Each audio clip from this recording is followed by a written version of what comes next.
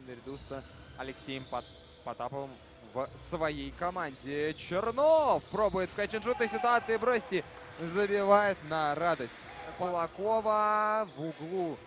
Мяч и еще одна дальняя попытка. 2 из 2 забивает Илья Чернов. У Мотора еще одна, у МБА Глория, простите, еще одна потеря для команды в белой форме. Чернов на этот раз пробует из-за дуги, и он точен пока.